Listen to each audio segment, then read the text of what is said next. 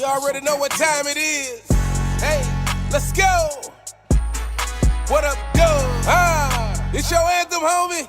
Let's do it. What up, Doug? What up, Doug? What up, Doug? What up, Doug? What up, Doug? What up, Doug? What up, Doug? What up, Doug? Let's talk. Let's talk. Let's go. Let go. Let's talk. Let's talk. Let's go. This let go. What up, Doug? What up, Doug? What up, Doug? What up, Doug? What up, Doug? What up, Doug? What up, Doug? What up, Doug? Let's talk. Let's talk. Let's go. Let go. Let's talk. Let's talk. Let's go. Let go. Let's go. 7 points on the board. Touchdown. You can never ignore. Let's go. When we into the end zone, take a look at the score. Bryce Young out here throwing dots. O-line out here holding blocks. We too real, no Photoshop. Just a few things that Doug talk about. What up, Doug? When they see it in public, they showing them love. Uncle Quan, what's up? Panther Nation, it is time to go up. Really in the field capturing, acknowledging players who talented. Doug is bringing the analysis. The defensive beats when they tackle it. The front seven rush got them panicking. The pressure's too much, they can't handle it. You coming to Bank of America Stadium, this is where it get challenging. You hear this song, it's time to tune in and turn it up. You gotta turn it up. If you listen and say it what time with me is, we all repeat and we scream. What up, Doug? What up, Doug? What up, Doug? What up, Doug? What up, Doug? What up, Doug? What up, Doug? What up, Doug? Let's talk. Let's talk. Let's go. Let go. Let's talk. Let's talk. Let's go. This let go. What up, Doug? What up, Doug? What up, Doug? What up, Doug? What up, Doug? What up, Doug? What up, Doug? What up, Doug? Let's talk. Let's talk. Let's go. Let go. Let's talk. Let's talk. Let's go. Let go. Let's go. Shout out to my man, what's up, Doug? Make sure y'all tune in and tap into his journey and everything that he's doing. Carolina forever, Panther Nation. It's go time, let's go. What up, Doug? Bow, bow. What up, Doug? Bow, bow. Let go.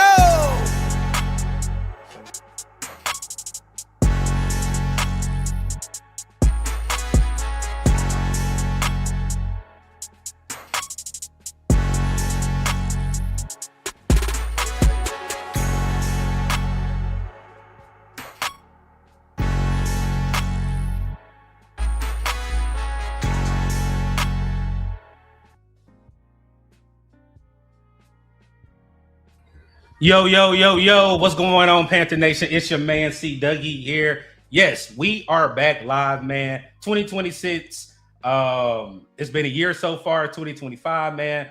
The guest that we have on, man, it has been a 2-year journey for both of us to definitely get with each other. A lot of people have been atting at us about a couple players we've seen. So here is the lie that we are finally glad to be able to bring not only to Panther Nation, but also NFL teams as well, for a couple players that have caught our eyes throughout the Senior and Shrine Bowl.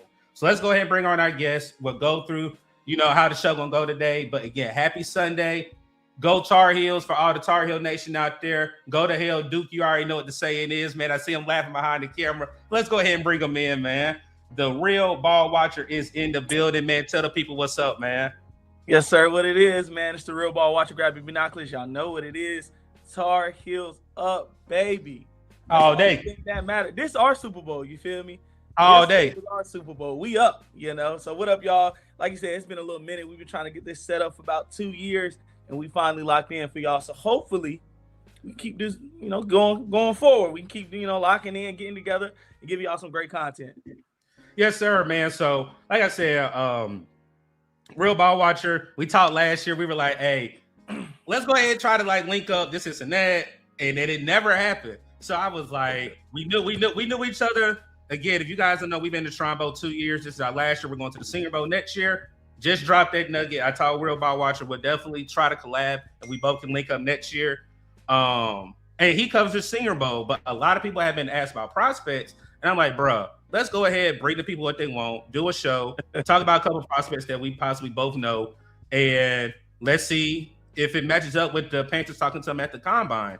So that's the reason why we bring you guys this little pregame show before the Super Bowl, man. For me, on my end, guys know 100. I think it's 160 some days till the big day, man. But again, I'm still gonna be here doing mock drafts. We got a couple of beat writers that's gonna come on, and also a couple of players this year that we've actually been able to meet with. They said that they'll definitely come on the show, tell us about their journey and everything. So definitely stay tuned for that, man. But for those that do not know Real Ball Watcher, go ahead and tell them who you are, where they can find you out, and et cetera, man. And definitely tell them how your experience was and has been at the Senior Bowl while I go through these comments.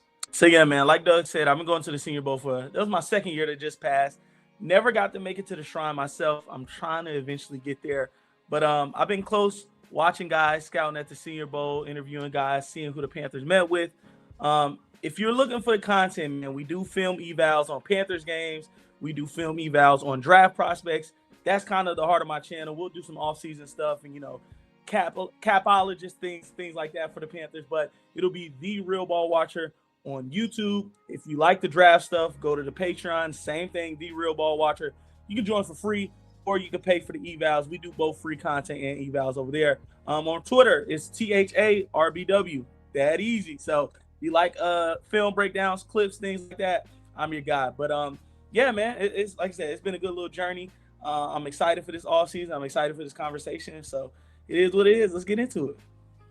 And then Panther Boy, I appreciate you. Go ahead and posting the live, man. Definitely appreciate that. So how we're going to do it, we have 6 prospects we're actually going to talk about.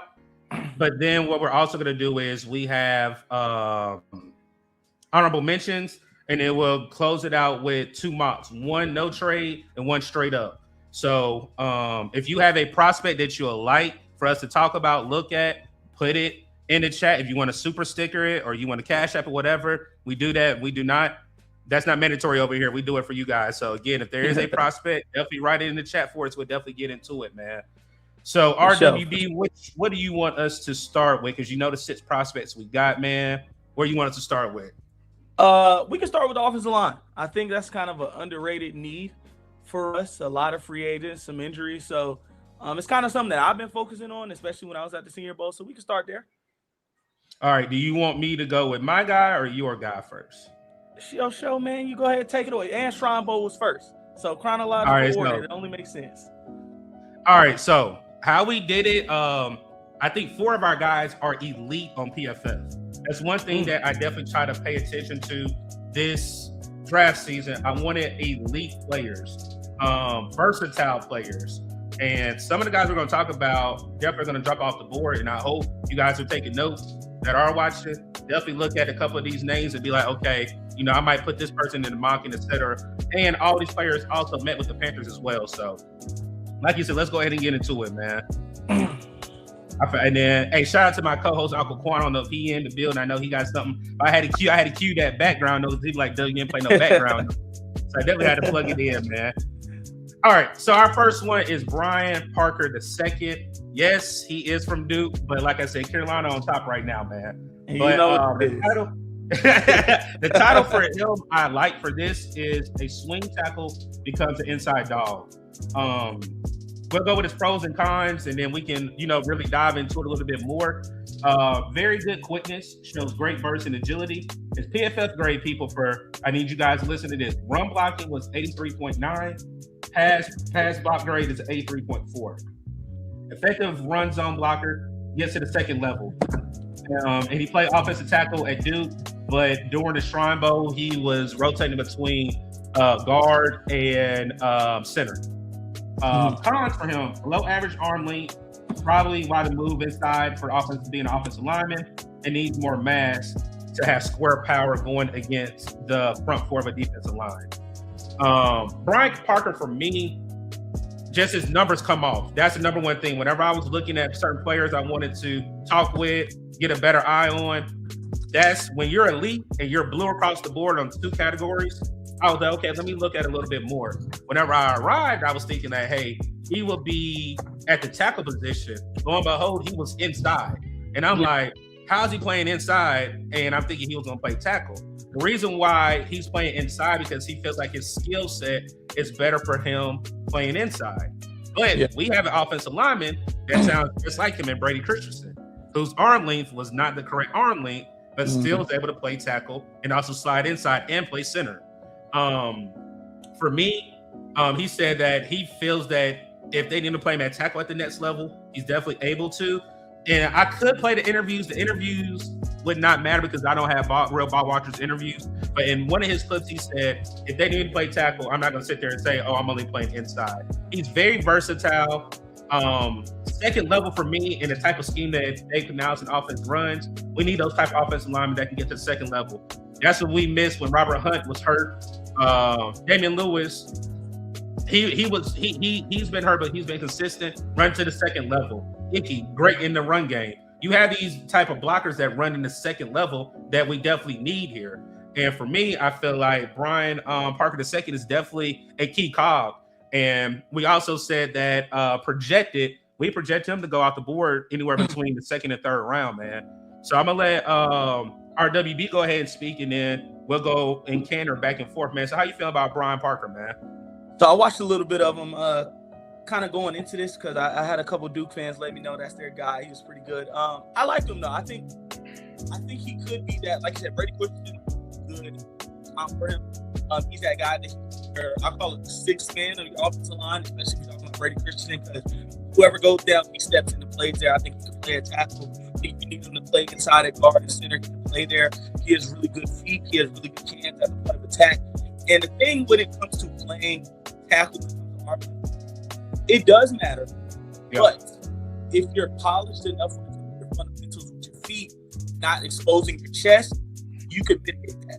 That's why guys like Rashawn Slater are still good at tackle. That's why even Brady Christensen, he's still pretty good at tackle because, let's keep it frank, playing inside doesn't negate your arm. Because even when they talk about this tackle, they still kind of mention arm length when it comes to them because it's getting to the point of attack first. So it still matters. But with somebody like Brian Parker, he has really good feet. And I think he'll be able to mitigate that at the next level. But I like him. I like playing inside or being that swing tackle position if we need him to play there. I'm texting you in the back channel. Check the private chat. Gotcha. Yeah, I mean, like you said it, and then who asked the question? Again, if you guys have any questions about these particular players, definitely let us know. Yes, this is a replacement for Cade Mays. I'm not gonna steal our RBW's shine because the next player actually plays that position, but we're looking at players that are versatile and can fit needs. The thing of it is too, as well, is you got to look at it. You got Ike Kwanu, who's going to be out right now. Robert Hunt should be back. We don't really know what Brady Christensen health status is going to be. And then are we going to bring back Austin Corbett? Again, he can play any position across the line. Again, like I said, the pro. Let me take the comment off. And appreciate you, Monet, for that comment, man. He's effective run zone blocker. But also, like I said, his run grade is an 83, and his pass grade was an 83. But this is only at the tackle position. But again, I'll say it. Shout out to Mike K. Mike K was out here. He looked great at the Shrine Bowl. And again, this is his first practice or even playing time in front of scouts where you're trying to get your stock up and you didn't go to your natural position. You said, hey, let me go ahead and try this position out in front of you guys. Yes, there's a player that he went against that we'll talk about on the defensive line, but he held his own majority of the time. The thing that's going to be important is when it goes to the combine. How does he look at a tackle? How does he look at a center? And also his measurements. If his measurements are off, then absolutely I understand the move on the inside where we can use him. Again, if we let Cade Mays walk, where I'm hearing traction and news that Cade Mays be looking for a payday, are we gonna go through a higher or lower? We're gonna pay you this, or we're gonna stick to our guns. And hey, if you're not don't want to meet us here, then you just gotta walk. So for me, I really feel like Brian Parker does not only fit one, but also possibly three positions. That's tackle, guard, and center. If we're looking to get an offensive lineman that high, man. What you got, RWB? Is my mic better now? You can hear it? Yes, sir, it is. Okay, got you. I had to make sure. So for me, I think, and this is why I kind of started with, I think this is the underrated need. We are the third highest paid offensive line in the NFL coming into this next season. We only have, I want to say, 4 guys under contract. Timo, Robert Hunt, Damian Lewis, Icky. Icky's most likely not playing this season. So in reality, we have 3 players on contract, and we're still the 3rd highest unit. So for me, I love K. Mays. I liked him coming out. I love this little redemption story. I love Brady Christensen. He played well coming in. I hope he's healthy.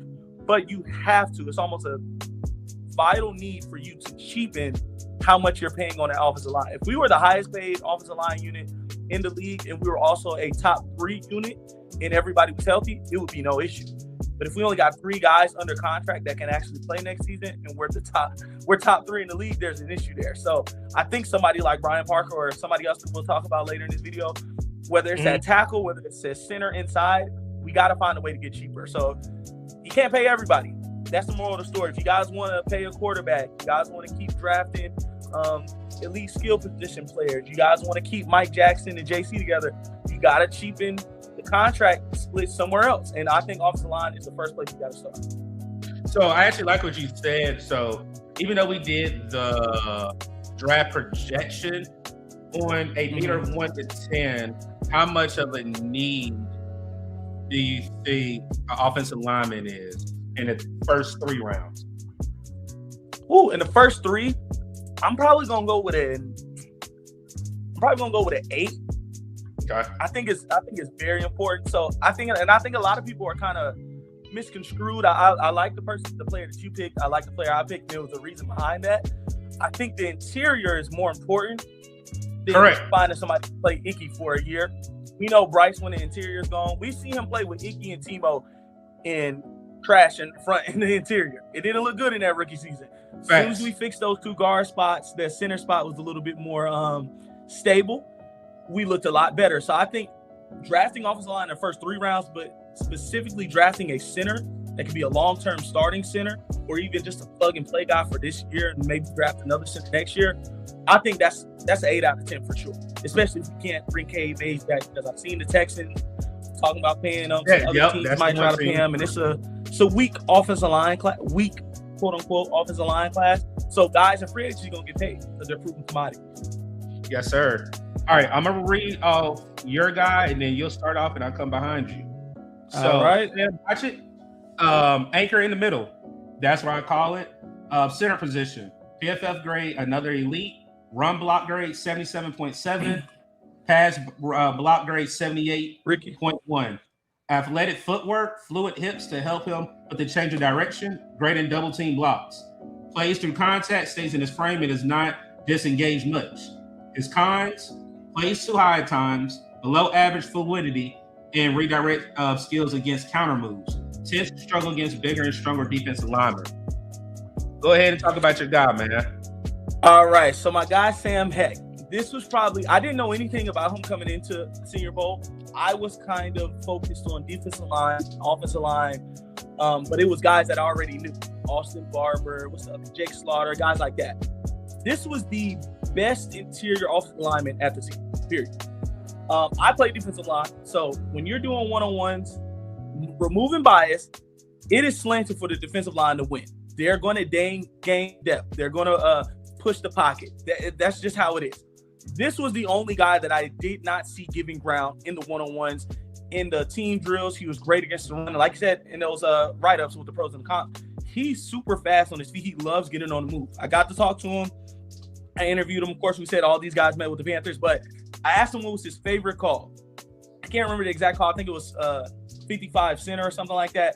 But basically, it's a play where they run buck sweep, but the center is the main guy pulling, and he's the lead blocker. And if you look up Sam Heck, the first plays that you see on his tape or on his highlight reels, whatever it is him moving in space, making lanes for the running back downfield. So for a team that does a lot of zone blocking, but we also did a little bit of gap scheme once Rico kind of took over that position. With Rico leaving, Jonathan Brooks may be coming back, but also maybe us adding another running back. I think we'll still forget about Trevor Etienne. Don't forget about Trevor Etienne. That's my guy. But I think we'll still be a little bit mixed. I think we will be a zone blocking team mostly because Chuba's probably going to be that lead back. But whoever's his secondary guy that he's splitting carries with, it might be another gap scheme rusher, and this could be a guy that fits that well. Yeah, real quick. Like I said, we got about 70 people in. If you are new to the channel, make sure you hit that like button, share the live, subscribe if you are new, man. Again, it's your man C Dougie here at What's Up, Doug. And we got our special guest here, the Real Ball Watcher, joining us to talk about Shrine and Senior Bowl standouts. But again, we have another Panther content creator in the building, Ricky. I know Ricky's sitting back like, let me see what these guys talking about. This is another guru for draft talk, man. If you're not following Ricky on X, and then you're not following him on Panthers on Tap with Curtis and Bryson and those guys over there, man, definitely go shout them out. Definitely let them know we sent you guys over there. They go live every Wednesday, man. And I already know Ricky probably got his pen and paper out. So, Ricky, hopefully you enjoying the show, man. A couple of guys are on the radar, man. And I appreciate the love right here. Love the show, guys. Thanks so much, man. Like I said, definitely appreciate it. I know Real Ball Watcher does it for you guys. I do it for you guys as well, man. So, for me, with this particular player, like we said, all these players are a need. It's not a luxury. This is not like, oh, I just want to go with the highest graded player, or I'm trying to get an A draft. Because again, these players, I know a lot of people like, oh, you know, whenever you do these mock drafts, a lot of people want to get these high grades. The one thing I wanted to do was look at need. What can you bring instantly? If we look at this past class, what did T-Mac bring instantly? What did Nick Scored bring? What did Prince Yellen bring? What did Ransom bring? What did Mitchell Evans bring? I need that instant, impact. And I feel like right here with Sam, I feel like Sam can do that. One thing that I love out of both of these players, out of Brian Parker and Sam, is they get to the second level. They're not just gonna sit there. Again, the comment I'm gonna read, it says plays through. Here it is. Athletic footwork, fluid with the hips, and with change of direction, great in double team blocking. But I'm going with Brian because Brian can get to the second level. Sam also can get to the second level as well. For sure. It's not like he's just going to hold his block and not just go to the second level with runs. Both of these guys are elite. Yes, Brian Parker is higher, but he played on the outside where our BW just said, where Bryce is going to be fluid and this team is going to be fluid is between the tackles. Where you had paid money for Damian Lewis or you paid money for Robert Hunt. Now are you going to go on a Ricky deal and sit here and get a person where you don't have to hit the market and go find a replacement and overspend where people are already crying and complaining about how much this offensive line is already hitting the cap. So, and the one thing I didn't do, I'm going to see if you agree with it. I put him in the second and third round for draft projection. How you feel about that, man? I agree. I think he was lower before the Senior Bowl, but with his performance, I'm still hoping maybe we can get him in the third, but it's definitely a mid-second to early third type of guy. That week in Mobile, it boosted a lot of guys' stock a round or maybe a couple rounds before what it was projected before. Shout out to Panthers, bro. Shout out to you. I see you in a couple of streams I've been on. Shout out to you, man. We got another content creator in the building. PPP in the building, man. What's up, Prime? Like I said, if you guys are not subscribed or have checked out Panthers Prime podcast, definitely go ahead and check out Pastor Prime. We call him Minister Prime over there, man. I already know he'll be back on the docket and be back in the booth with you guys, man. But if you guys are not subscribed to Panthers Prime podcast, definitely go ahead and check it out, man. We ain't started that today, man. We ain't started that today, man. Like I said, appreciate it, Panther boy. Like for me, again, the question that I asked, and again, for those that are coming in and out, we have 6 prospects. We are going to do a mock draft at the end. If you guys have any questions about the prospects we're talking about, definitely write a comment in the chat. We'll address it. If you want to put it in the super chat or you want to do it through Cash App, just let us know. But again, just definitely hit the like button for us and enjoy some pre-game content before the big game, man. So we kind of said it. We both agree that we think offensive lineman is definitely in the need in the top 3 of this round due to Icky's injury and then how we do with Cade Mays. I would throw it out there. If we bring back Cade Mays, are you still at a 8 to draft an offensive lineman in the top 3? If we bring him back, No, I think so. My focus now is my mindset right now is let Mays walk, draft his replacement. If we bring him back, the mindset shifts from where I talked about the interior is more important.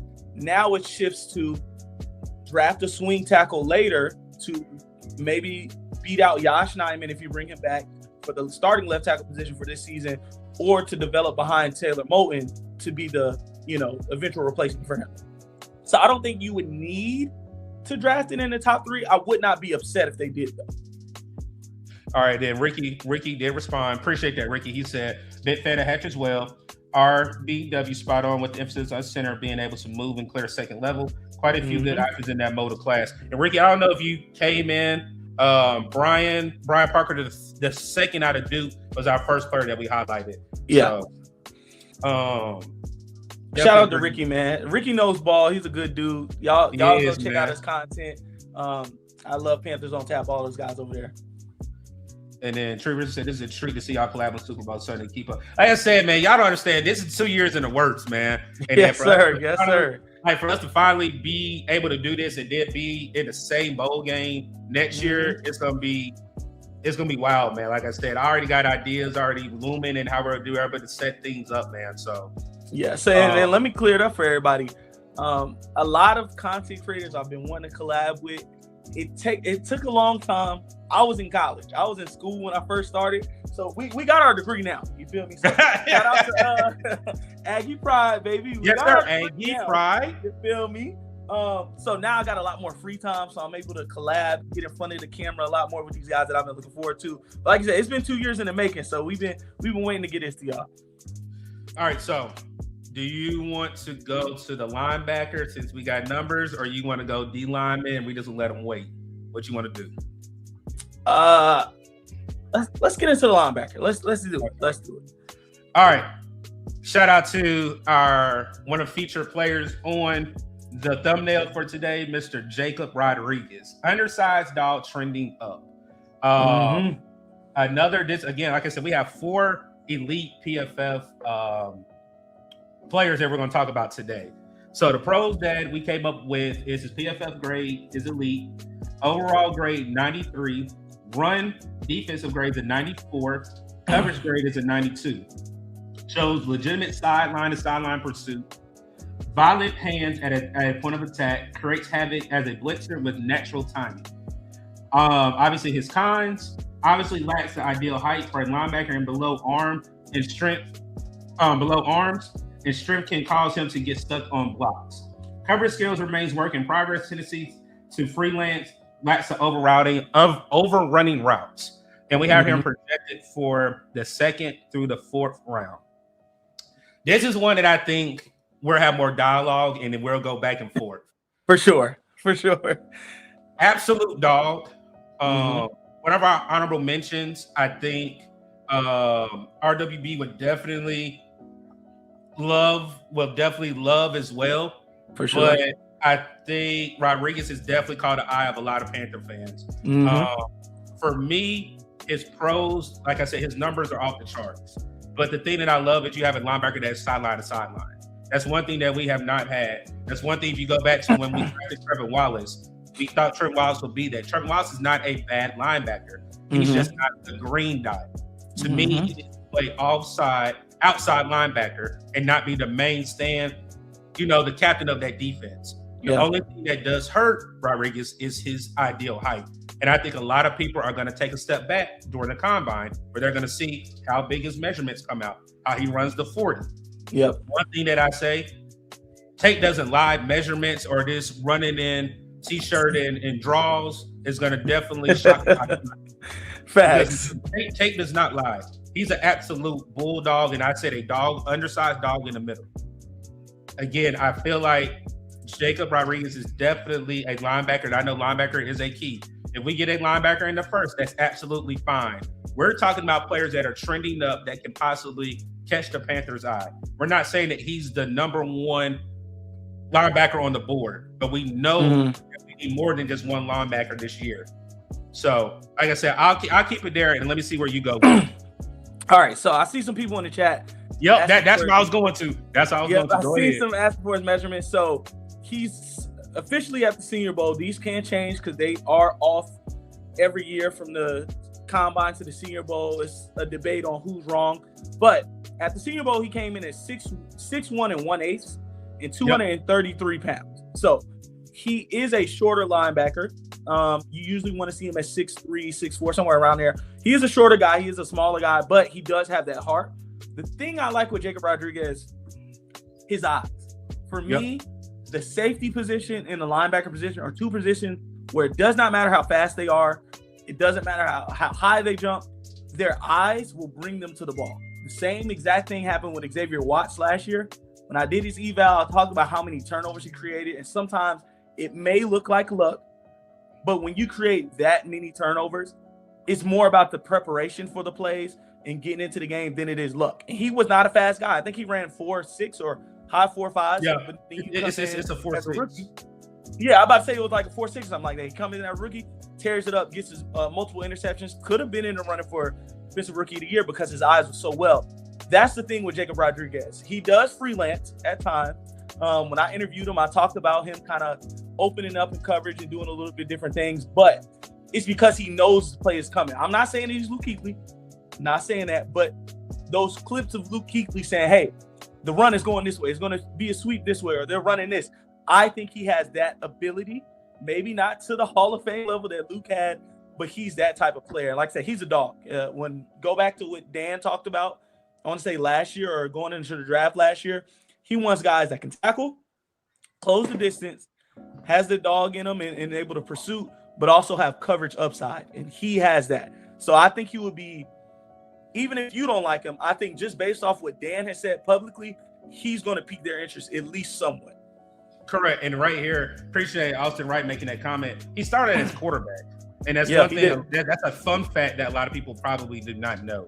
Mm-hmm. For me, the undersized, and Panther boys, stay tuned. If you look at the thumbnail, you already know what safety I'm gonna talk about. Like I said, just stay tuned for that safety talk. I guess I'm going through the chat. For me, let's talk about current roster. Yeah, Roseboom was not bad. I know Roseboom gave us a lot of heartache, but he was not supposed to come in and start. He was supposed to come in and be rotational. Facts. And then the thing for me is, we have to understand what his role was. And then when you think about it, we gave him the green dot, and then he wasn't confident with the green dot. We had to give it to Trevor Wallace. So let's just talk about linebackers we have right now. Trevor Wallace coming off another shoulder injury and had surgery. Roseboom, if I'm not mistaken, I think Roseboom was a year? I think a year or 2 year deal. Shirley, I think it was a 1 year deal. Oh, so 1 year deal. Shirley is free agent. What's the South Carolina boy? Bam. Bam. You got Bam. Yeah. And I think he may have like 3 linebackers underneath contract. They're going to get a linebacker. But again, if you look at, what I understand the size. Tape does not lie. You're 93. You have 90s as your PFF grade. And again, his PFF, let me pull up. I told you I got the iPad up. Give me 1 second. Rodriguez. His PFF Bam Martin Scott. Yeah, Bam Martin Scott. And then his PFF grade in 24 was 82. And then his PFF grade in 23 was 76. Still in the green. He just was above the league. So for me, like I said, I understand the size. I will need to see how it goes. Like I said, the drills will kind of tell, if you understand what I'm saying, RBW. Mm-hmm. But film does not lie. Please do not allow that film to sit here and allow that to be like, oh, he's undersized this and that. He's undersized, but he's a bulldog. Yeah. He's a bulldog in pads. Mm-hmm. And I hate doing this talking about our GOATs. Sam Mills wasn't the biggest linebacker, but he had heart. Again, let's keep it within the Panther rear. Sam Mills is not the biggest linebacker, but he had heart. So again, I think Dan is definitely going to get it right this time with the linebacker position. Again, the drills are going to really be able to tell it for Jacob Rodriguez how he does at the combine. You got something to go back with, because then I got a question for you. Yeah. So I do want to point this out. Another thing that I didn't add, I probably should have started with this. Maybe not started with it, but I talked to Rodriguez. We had a good little conversation. It was a little lengthy conversation too. And I wanted to see what he thought he could improve on, because if you look at his college career, super awarded. Every linebacker defensive award you could get, he got it. Forced many turnovers, interceptions, fumbles, got a lot of tackles. He's pretty decent in coverage. You hear that and you think, well, this sounds like it's no holes in his game. He should be a first rounder, all that. But I wanted to ask him, what did he struggle with? And what I wrote down on tape is, and what initially turned me off to him when I first watched him, because I've watched one game, I want to say, and specifically focused on him, but I watched a couple others of his when I was watching David Bailey and Romello Height, and I wasn't that impressed. And it was because the way he took on blocks, when it was a bigger blocker, whether it was a tight end, fullback, or a offensive lineman, I didn't think he had the necessary violence to get off of those blocks in between the tackles. But when I talked to him and I told him, hey, what do you want to improve on at the next level and, show you can be better at? That's what he mentioned. He was talking about getting off blocks, gaining leverage or getting better leverage in the run game against offensive linemen.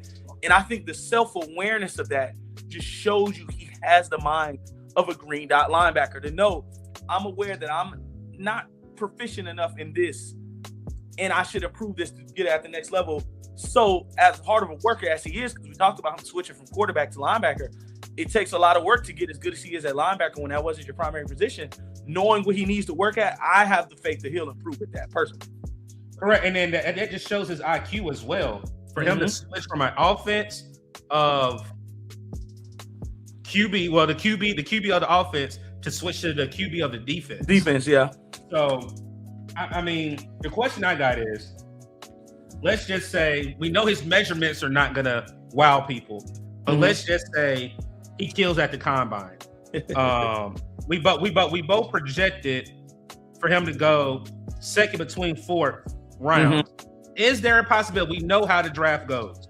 Is there a possibility that he can slide up to the back end of the first round? I thought so.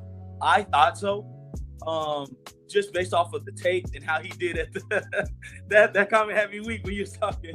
All right, look, hey, let me go ahead and play it for you, because like I said, you knew over here. So anytime that we get a super chat or we sit here and get a new member to the show, this the music that we play, man. With the hot plate,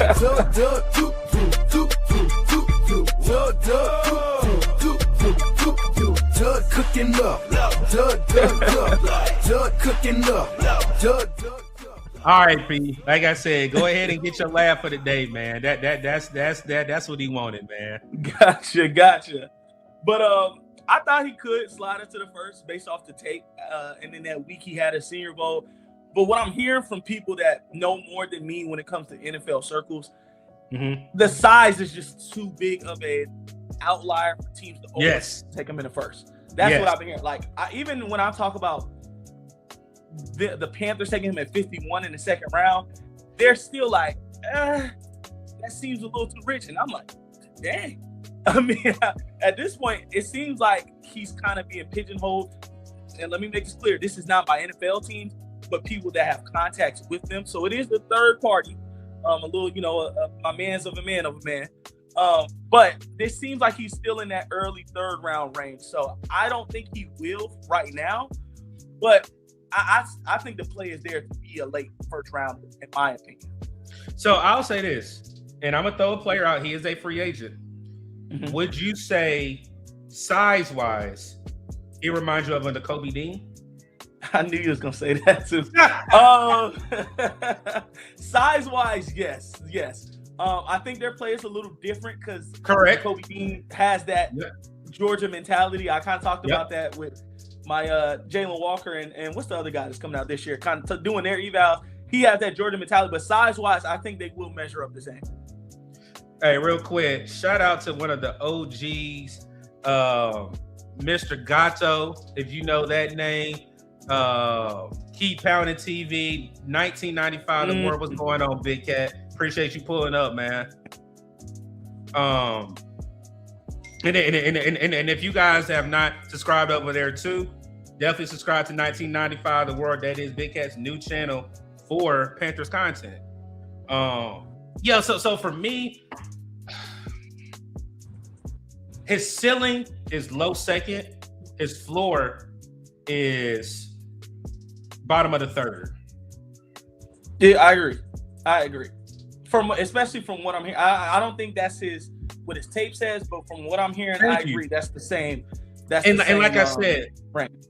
Yeah, I mean the underwear Olympics is what's going to hurt him because again, he went to the Senior Bowl.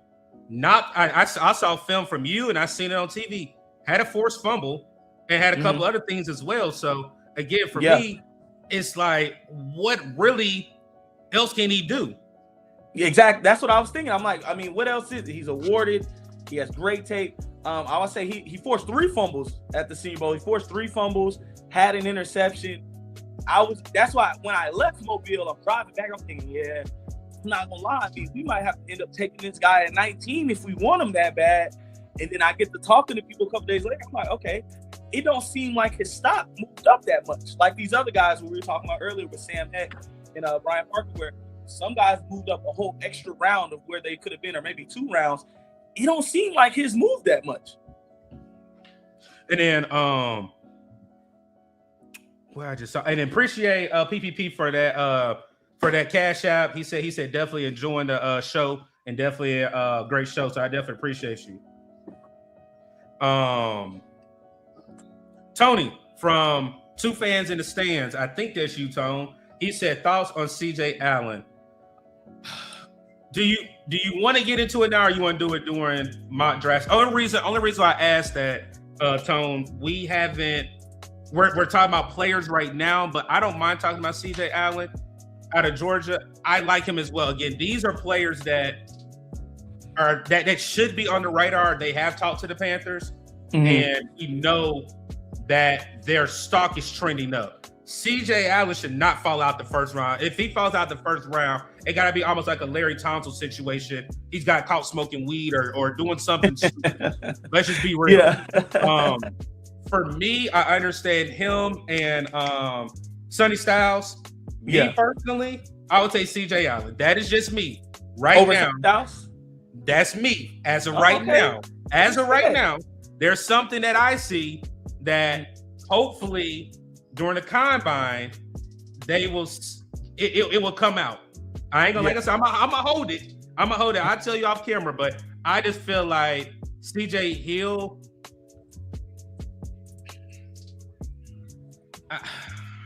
I hate doing this because it's a Georgia fan in here, but I'm gonna say it. What Georgia defensive player has not either elevate or elevate or has transcended to the NFL?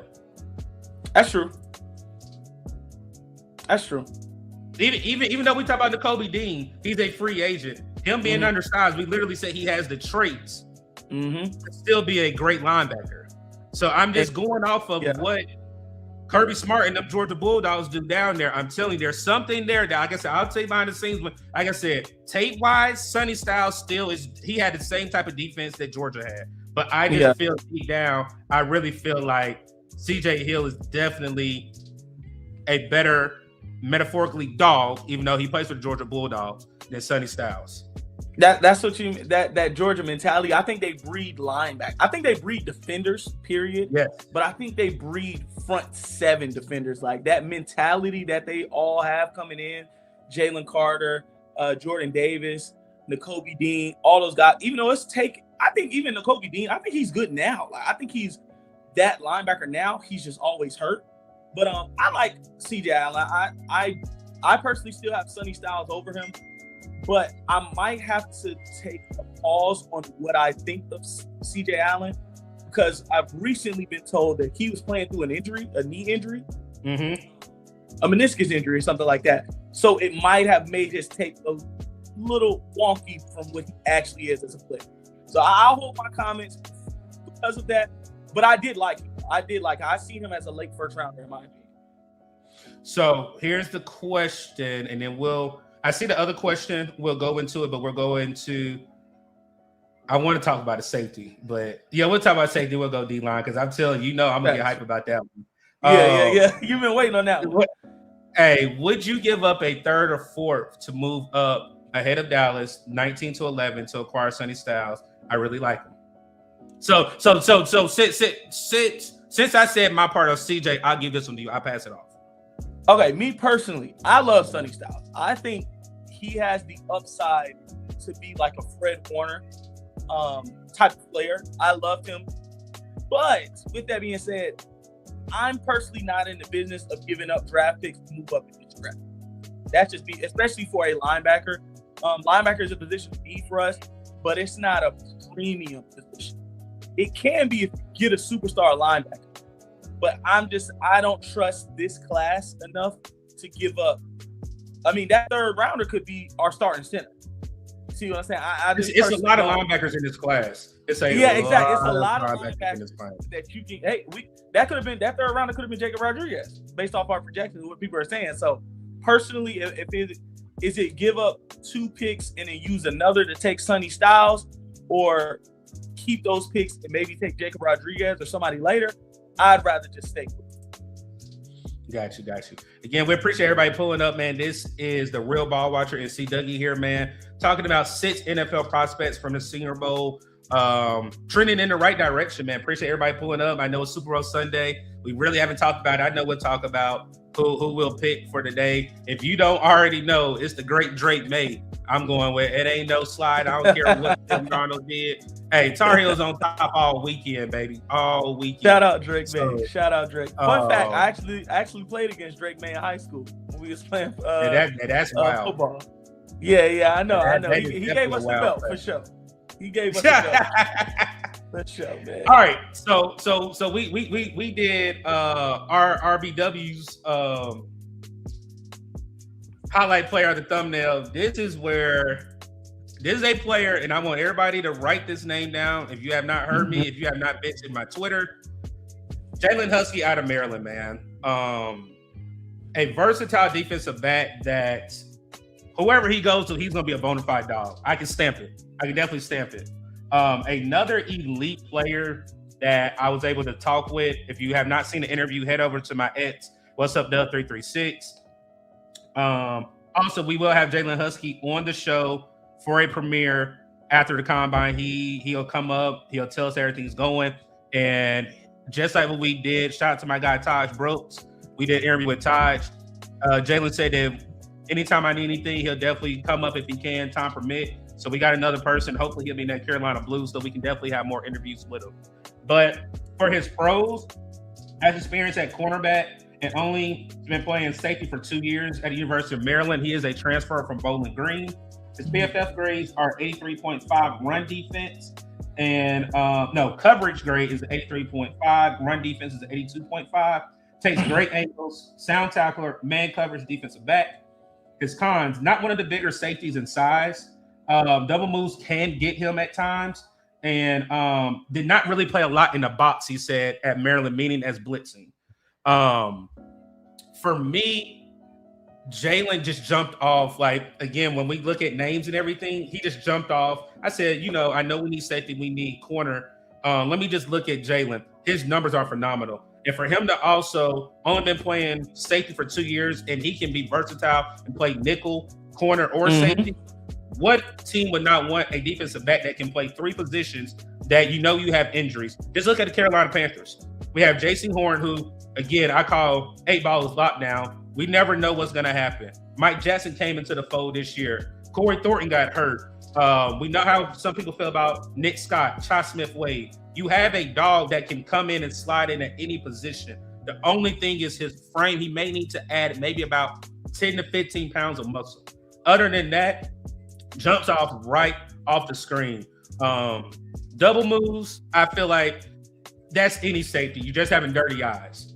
But when it comes to fixing, etc., I feel like Jalen Husky is going to be a underrated safety that a lot of people are going to be like, who is this cat, or why didn't we draft him?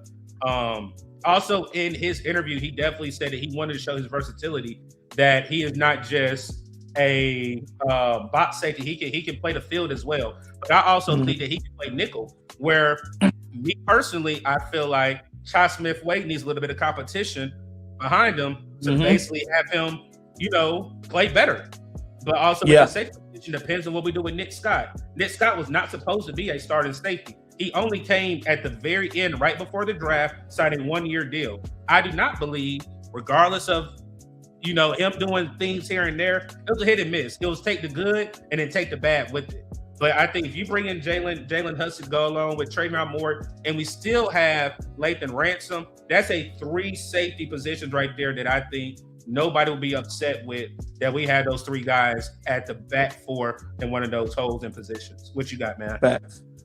So I didn't get to do a full eval on him. I plan on it because I heard his name a little bit before, but you really been pushing this guy. So I was like, you know what? Let me go watch. The one game I did watch, I liked what I seen so far. I like the versatility. Previously, he was not a linebacker. Previously, he was a corner. So he has the coverage chops to get into a guy's face and cover him if you need to. I want to say he had 11 career interceptions, so he does take away the ball. And I didn't see him miss any tackles from the one game I watched. I don't know if he, maybe that was just a great game, but from what I've seen, he was a pretty sound tackler. He has good tackling form. So I think he's super versatile. Like you said, he can play all over the field. I didn't see him line up at nickel in that game, but think about his corner background, switching to safety. It would obviously be natural that he could probably slide inside. And with Charles Smith-Wade, I think the biggest issue with him is his size. Like, I think he's always there to make a play, but he doesn't have the arm length. He doesn't have the height to go make a play. And also in the run game, he's just not strong enough. I think you take Jalen Husky and you move him inside on run defense downs, or you move Lathan Ransom down there into the nickel on run defense downs and use Jalen Husky and what's our other guy, Trayvon Moore, as your deep safeties. I think that makes your secondary lockdown. Personally, that's just me. So I think this is Panther Throw. I appreciate the comment. I'll read the comment and I'll give you the update. Deep Sleeper, Red Mordog, Buffalo. He broke Khalil Mack's record for tackles for loss and forced fumbles. I hope he gets an invite to the combine. Have you seen him? If I'm not mistaken, he was here at the Shrine Bowl, but he was in a boot. So he did not practice. He did not I was going to practice. say, I heard of him too, but I didn't see him at Senior Bowl or anything. So I was wondering. No. He was at the Shrine Bowl. Yeah, he was at the Shrine Bowl. He did interviews and everything, but he did not play. He was in a booth the entire time. Yes, that's the update on that one. So for Jalen, I have projected 2nd and 4th. But what's going to help Jalen is the combine. What I mean by combine is 40. Because again, like I said, he's not the biggest safety out of this group. But again, the one thing that I like that you said, his missed tackle rate is elite 2. You would guess what number you think his missed tackle rate was. And missed tackle rate, people gotta understand, it's supposed to be high. It's not you like that's kind of high. It's 10.6%. That's good. That's great. It's elite. And then his average depth for run tackle is 10.6. Okay, that's great then. Like I said, elite across the board. Will give you quick numbers from 2025. His overall grade was 83.6.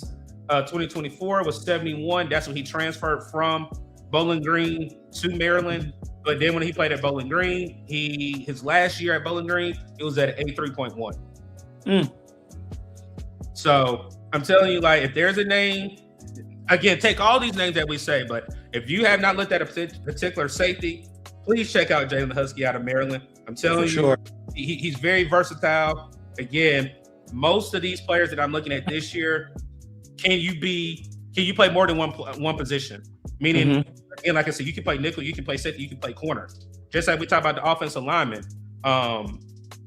With Brian Parker, he can play inside and out. I really feel like Sam Hodge can play either guard or center. Yeah, I'm about to say he can play both interiors. No, he can play both interiors. So I do like the thing about Husky that you mentioned.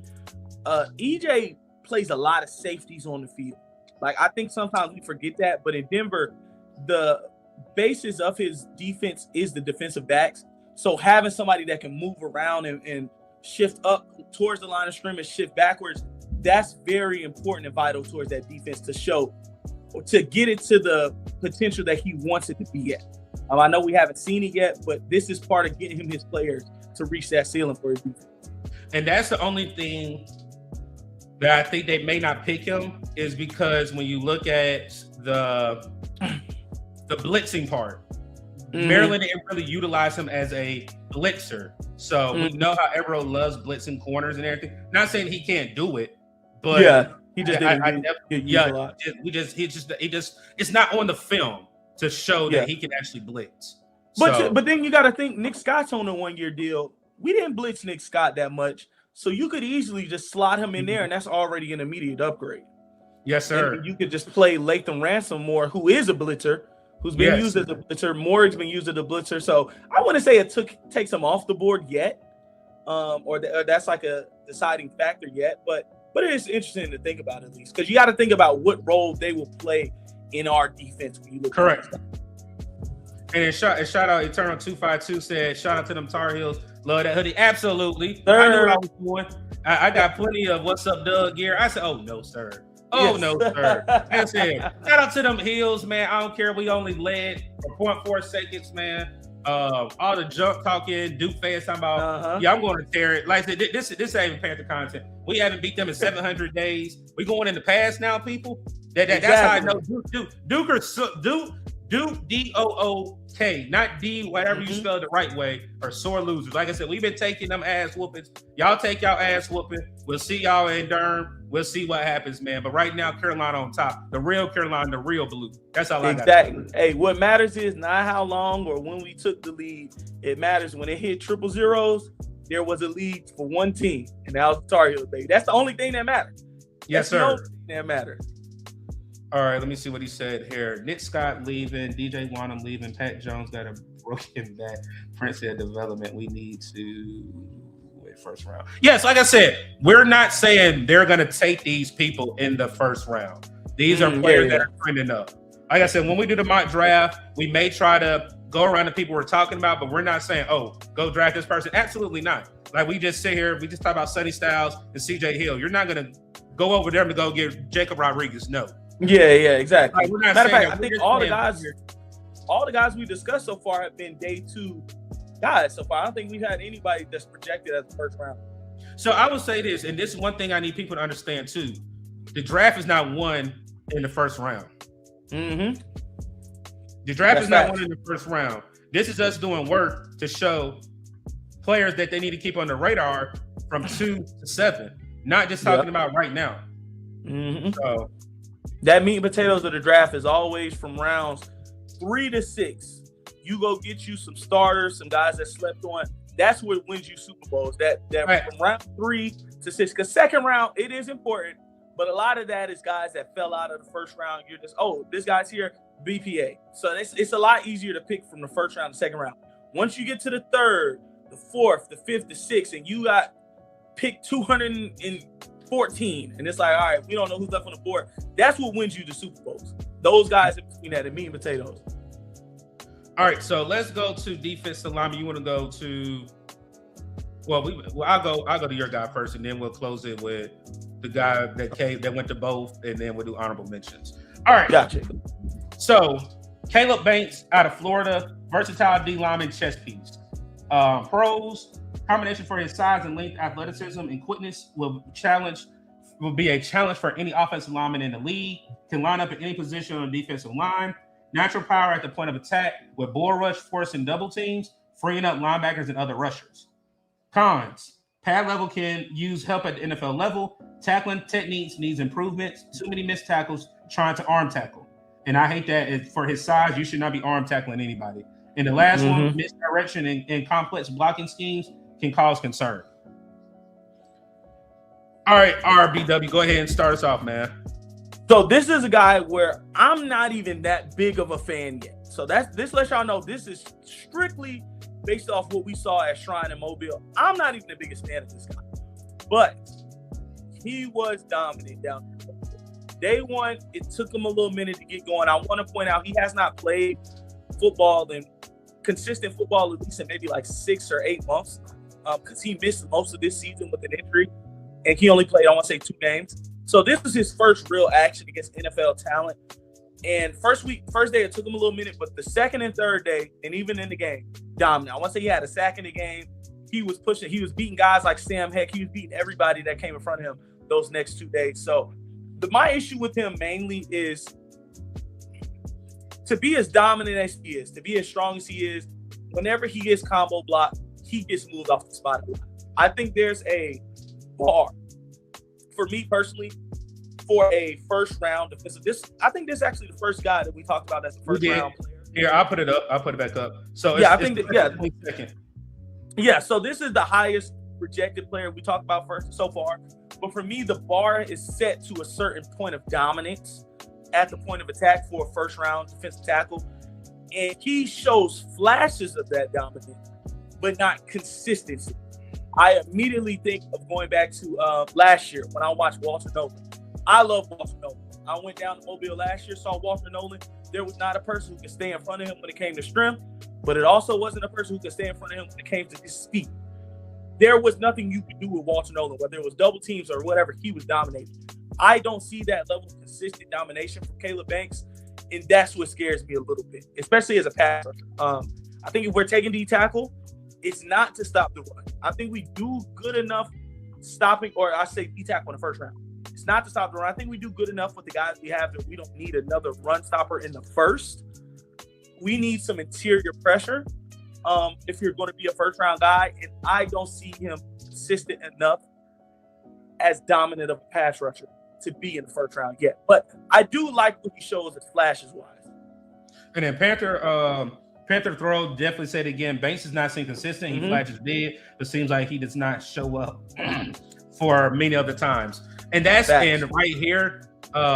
What's going on, Bill Collector? I definitely see you in a couple spots, man. Definitely appreciate you pulling up.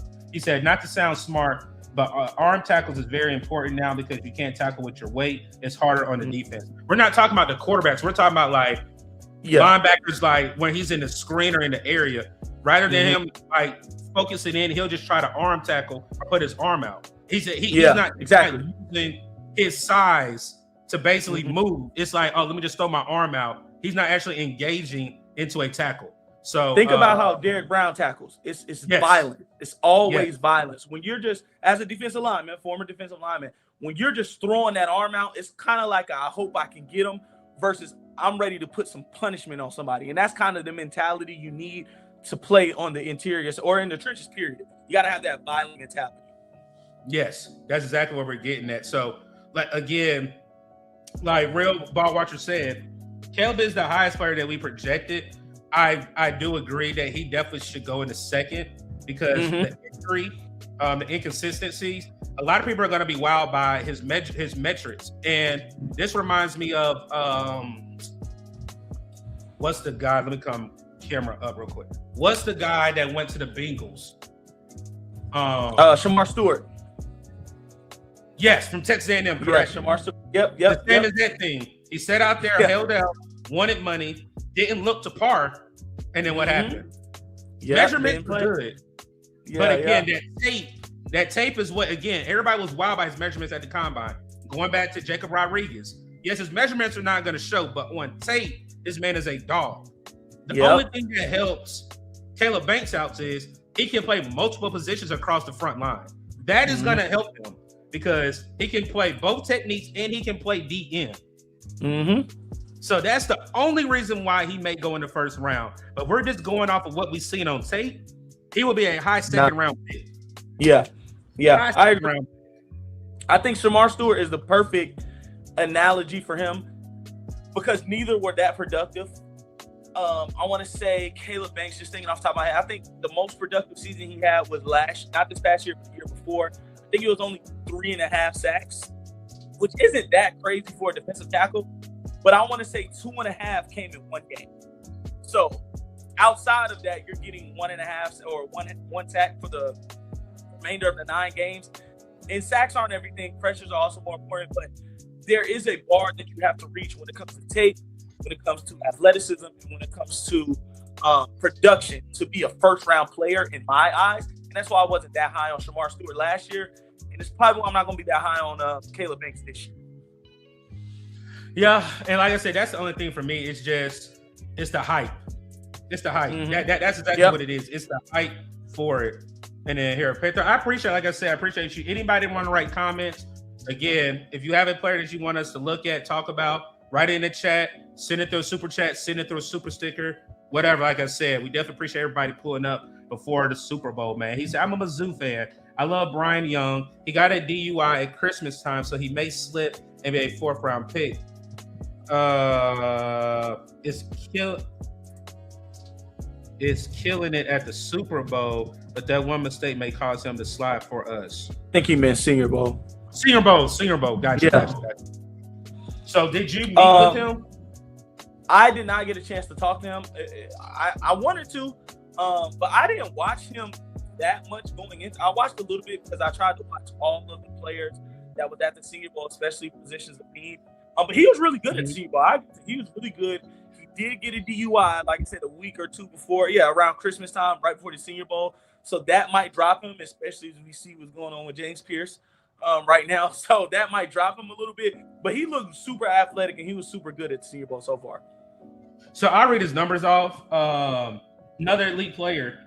Pass rush grade 82.7, run defensive grade 86.6, true pass rush grade 78.7, pass rush win rate 17.4, had an overall 85 even, sacks 8, quarterback hit 17, hurries 32, batted balls 2.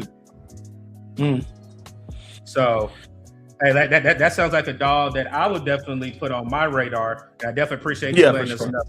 I think you'll like him when you watch him. He seems like a prototypical defensive end. I'll say that, prototypical.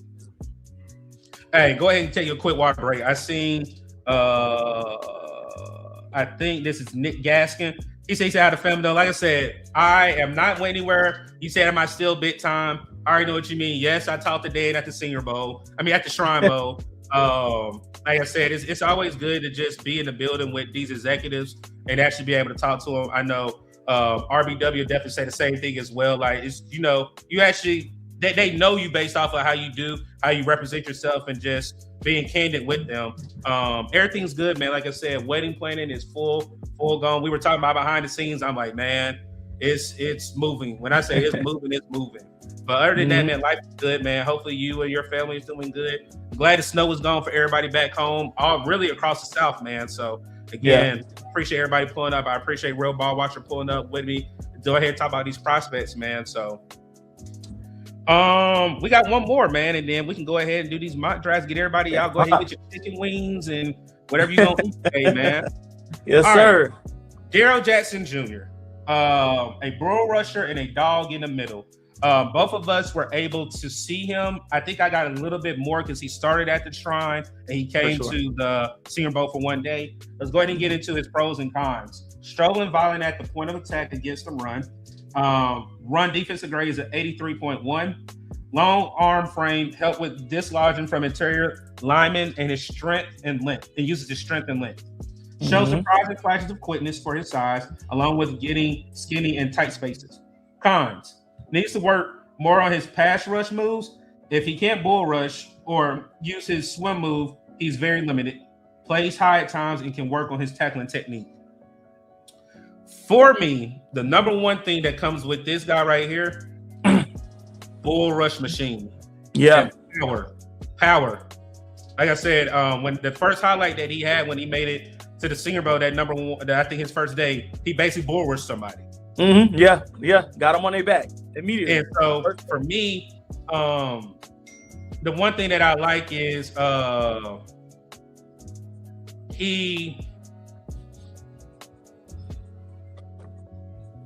say it. I have a feeling if we do not get him, he will be in the NFC South.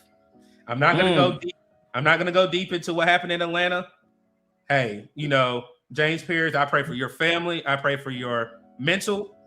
But I was hearing when I was out there, Atlanta Falcons are very high on him. This is at the Shrine Bowl, not at the Senior Bowl. And now, they have a hole possibly there with the end. They still do have Jalen Walker. But I do not want to see this young man in the NFC South. You tag him alone, like I said. What he does good is stop the run. Only thing that it hurts him is his pass rush grade. He's very limited. Gets very tired. For me, with this one, we have second and third round. I really think he's a low second rounder. I agree. What happened with him is the combine. How he does at the 40, how he just sizes up with the other interior defensive linemen. The thing that helps him again is that bull rush is if you and I honestly think you posted that highlight too. If you have seen that bull rush, it's very violent hands. But again, let's just say you go up against an offensive lineman and you just try to bull rush every time. You have to figure out another tool in the toolbox to sit here and be effective against an offensive lineman. You just can't bull rush. Yeah. You have to figure something else out. Go ahead, man. Yeah, that's what I was gonna say. Eventually, somebody's gonna sit down and anchor down on that bull rush, especially in the NFL where guys are a lot stronger. The thing that works with him though is his arm. That's what we were kind of talking about earlier with Sam. Was it Sam Heck we were talking about? Maybe. No, it was Brian Parker.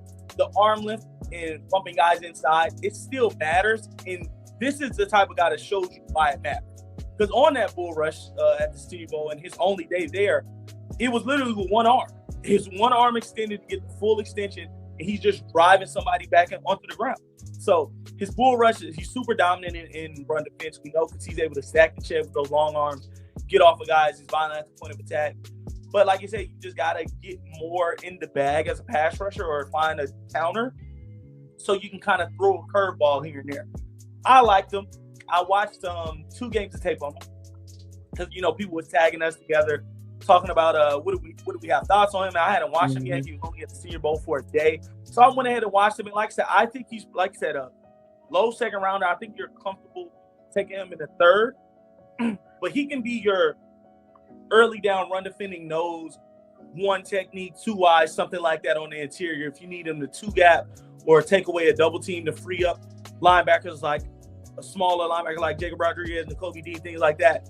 I think he's that type of player. He's a space eater for sure. He's definitely a space eater. And then where I was looking at it as too, you match him up with a Derrick Brown. I do think H.R. Robinson is going to walk. He's going to be a cap casualty. And real quick, Austin, right? Yeah, I definitely did interview Daryl Jackson. That's on Twitter as well. If anybody wants to check the interview out, definitely head over. Go to my media. I think he was maybe the 3rd or 4th one. It was very short because he had to go. A team actually can't say the team, and no, it wasn't a team actually called him in the middle of an interview, so we had to cut it short. But yes, I do think H.R. Robinson is gone. I do think interior D lineman is a position that we need to address. And saying that, we didn't do a scale. We didn't do the scale with safety. We didn't do the scale with linebacker. We did it with the offensive lineman. But let's go back into the trenches on the defensive side. On a scale of 1 to 10, how important is it for us to add another interior D lineman? So I also agree. I think Ashawn Robinson's a cap casualty. If it was possible, I think Kershawn Wharton would also be a cap casualty, but it doesn't free. I think it actually hurts us. It's going to hurt us right now. Now, year 3. Yeah, I was going to say, I think it hurts us. So you kind of got to keep Turk. I do like what Bobby Brown showed. I like what Cam Jackson showed. So I think you have bodies to throw there, but we know we like to rotate a lot. Guys get hurt a lot. So I would put it at a 6. I'm not going to say the other number. I'm not going to say the number above because, 6, 7. yeah, exactly. But somewhere at a 6 or the next number in between there. Okay. All right. So again, those are our 6 players. We're gonna go back through them. We have a couple honorable mentions. So for our offensive lineman, we have Brian Parker II out of Duke, Sam Hatchett out of Kansas State. Then we went to Jacob Rodriguez out of Texas Tech. Jalen Husky out of Maryland, Caleb Banks out of Florida, and Daryl Jackson Jr. out of Florida State. Yes, sir. For our honorable mentions, like I said, if you got anybody in particular you want to talk about, we can. But a couple honorable mentions, these are players that we definitely think are the back end, like those players that are developmental, but they definitely can come in and play as well if the opportunity is presented. Brandon Cleveland, interior D lineman from NC State. Kyle Lewis out of Pittsburgh, linebacker. Marcus Allen out of the University of North Carolina. TJ Parker from Clemson. How do you say his name? Nadane Tucker. Nadane Tucker from Western Michigan, and Mason Rieger from Wisconsin. Anybody in particular you would like to, maybe just let them know, Okay, so it's two guys. Shout out TJ Parker. I think I'll just get him out the way just right quick. He's a cool guy. I think he's a decent pass rusher. Don't think he's a first round guy like people are saying, but I wouldn't mind him being in the second. But the two guys I do want to talk about, we'll start with Kyle Lewis since he's up first. I knew it. He's a linebacker, quote unquote. He's 220 pounds. He's 5'11". When I watch him on tape, he's playing nickel corner. Like he's playing nickel corner outside of the tackle and slashing inwards for front stops and things like that. But he's mostly a coverage player. And I kind of asked him a little bit how he felt about playing linebacker, being a little bit smaller of a guy. He was kind of like, nah, I don't see myself as small until a big player, whatever. I think this guy is really a nickel, but for whatever reason, he's categorized as a linebacker. If you're trying to play him at linebacker, I don't think it'll work outside of a late day 3 guy. Because 5'11", 220 pounds, that's basically Trayvon Moehrig, a short Trayvon Moehrig. So I don't know. I don't see him playing inside the tackles. But if we're using him as a hybrid nickel, maybe not even a sandbacker, but a hybrid nickel will linebacker, I think you can see him going in day 3 and be pretty impactful on pass defense down. Nadane Tucker, super explosive rusher. I think personally with our pass rush, Nick Scourton, I'm happy. I think he's your edge 1. And your plan should be, it's not what they will do, but I think your plan should be get a veteran to replace DJ Wanham and maybe Patrick Jones because he had a back injury. We don't know how he'll look coming back. But get a veteran, whether it's a Trey Hendrickson or even a lower guy like Boye Mafe, and you take another Ferrari type of guy where they're super explosive, super fast off the edge to be your DPR. And that's what Nadane Tucker is. He was dominant. I think he was easily the best pass rusher at the Senior Bowl. He beat everybody. He got guys on the ground with counter moves and speed and bending around guys. He had, I want to say, 3 sacks or 2 sacks. One of them was a strip sack in the actual Senior Bowl game. So, and I liked him a lot. He had a pretty cool journey. He went to Last Chance U at Independence College for 2 years, transferred to another community college, then went to Houston, never played at Houston. This was his first year starting ever at Western Michigan. Transferred after 3 years to Houston to Western Michigan, finally starts. He gets 14 and a half sacks. 14 sacks. 14 and a half sacks. And I want to say like 21 tackles for loss or something like that. One conference MVP, one conference defensive player of the year. He's a super good player. So I think this could be your late. If you get a veteran like Trey Hendrickson, I think you take this guy in the Nadane Tucker in day 3 and pair him up with Princely as your pass rush downs to throw in for a NASCAR package or something like that. I agree with you. Like I said, I already knew you were going to talk about Cal Lewis. Yeah, like I said, sure. you did the interview, so I already knew that. With Nadane Tucker, I was looking when I was doing this slide last night. I was looking at his numbers. I was like, that's another name I'm gonna start looking at when I do these mocks, and then definitely put my ear to the ground to make sure if he does do an interview, hey, we'll circle back, talk about it here, and use the clip. So for me, I'm gonna do an honorable mention, and I'm gonna talk about 2 players from the state. Mason Rieger out of Wisconsin had a phenomenal game. 3 sacks. I know a lot of people have been mocking him to Carolina. His stock is gonna go up, people. One thing I like in his interview, he basically said that the game is almost like learning for him. Throughout the game, his motor's never going to stop, but he's going to see, hey, what can I do? What pass rush move can I do? What can I get better at to go out in that next set of drives to be more efficient? And he finished with 3 sacks, I think a forced fumble, and he was the MVP of the Shrine Bowl about 2 weeks ago. Again, I think his motor is very high, very still learning. Just like I think Tucker is going to be a player still learning, but they can come in and, be developed, but also be there right now for rotational pieces. You're not focusing on them being 1 through 3. These 2, well, I would say me personally, I feel like Tucker and Rieger are basically anywhere between rounds 4 and 5. Not saying that Agreed. makes them bad, but again, they just need some polishing and some development. Yeah. Did you? I'll say this one: Brandon Cleveland out of NC State. Yeah, I laugh because again, I got this Tar Heel hoodie on, and then even when I talked with Brandon, that's an interview. Again, if you guys want to see Dub really sport his Tar Heel love, that's an interview that was very interactive. Brandon was very personable. Even wanted to see if I can come to the local day. I'm like, nah, man, I can't come to the local day. That's only for them. They're in Charlotte, but this guy is a big ugly in a nice way. Because again, the hot molly where we use with it wasn't Gettleman. Yeah, when we had Gettleman as a GM, that's the term he used. The only thing that concerns me, and again, this is a development trait, his pass rush was a 62.0, but his run defensive grades is 75.2, which is meaning he's in that elite level. Throughout his 3 years, or his last 3 years at NC State, 72, 73, 68, and 23. Again, just like where Derrick Brown didn't have high sack numbers until this past year, he only had 2 sacks this past year, 2 quarterback hits, 9 quarterback hurries. So for me, he's another development day 3 guy.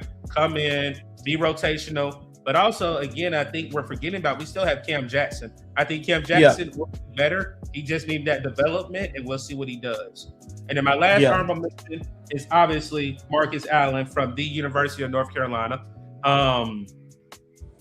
His wingspan and his arm length is going to blow people's mind at the combine. I'm just going to let you know right now. He's not the fastest. I think he may run maybe about a 4.5. I would be shocked if he runs a 4.4. I'll be shocked because if he runs a 4.4, his stock will only go up.